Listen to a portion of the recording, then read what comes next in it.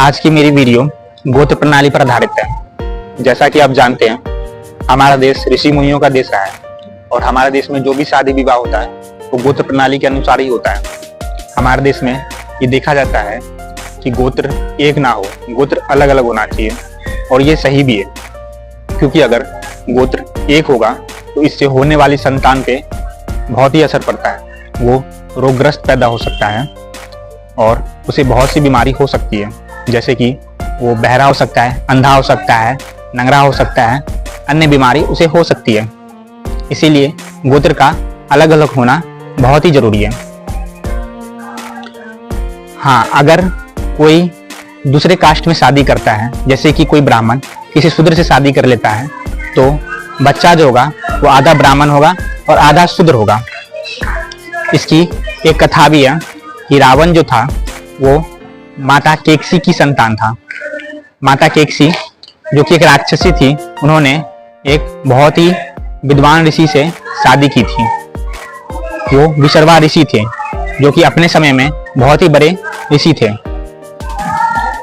क्योंकि माता केकसी चाहती थी कि मेरा जो पुत्र हो वो राक्षसों की तरह शक्तिशाली हो और ब्राह्मणों की तरह विद्वान हो। इसीलिए रावण जो हुआ था वो ब्राह्मणों की तरह बहुत ही बड़ा विद्वान था।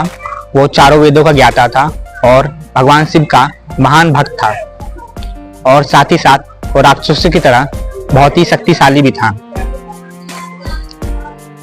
इसीलिए रावण इतना शक्तिशाली और विद्वान हुआ था।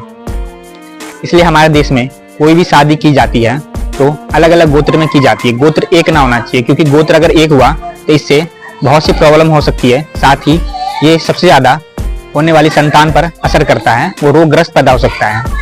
हमारे ऋषि मुनि ये बात पहले से जानते थे। जहां पर आज की साइंस खत्म होती है, वहां अध्यात्म वहां से स्टार्ट ही होता है। वो सब कुछ जानते थे। वो गोत्र से होने वाली प्रॉब्लम के बारे में जानते थे, इसलिए उन्होंने गोत्र प्रणाली बनाई थी ताकि अलग अलग गोत्रों में शादी हो सके। आज की भाषा में अगर साइंस के थ्रू इसको समझा जाए तो हम जेनेटिक तरीके से इसको समझ सकते हैं। जेनेटिक, जैसा कि आप जानते हैं कि पूर्वजों का अंश बच्चों पर आता है।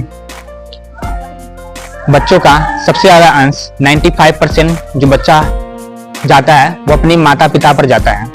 85% जो बच्चा जाता है वो अपने दादा दादी पर जाता है। 75% जो बच्चा जाता है वो अपने मौसा मौसी फूफा फूफी पर जाता है। 55% बच्चा जो जाता है वो अपने नाना नानी चाचा चाची पर जाता है। 15% और 20% जो बच्चा जाता है वो अपने नाना नानी पर जाता है और अपने पूर्वजों पर जाता है। ये जेनेटिक तरीके से ये बात सिद्ध है। इसीलिए हमारे देश में ऋषि मुनि भी ये बात जानते थे, इसीलिए उन्होंने गोत्र प्रणाली बनाया था और ये बहुत ही जरूरी भी है। अब आप तो समझ गए होंगे कि गोत्र प्रणाली कितना जरूरी है। एक गोत्र में शादी नहीं होना चाहिए, नहीं तो इससे बहुत सी समस्याएं उत्पन्न हो सकती है। ऐसी इंफॉर्मेटिव वीडियो के लिए हमारे चैनल को लाइक और सब्सक्राइब करें। धन्यवाद।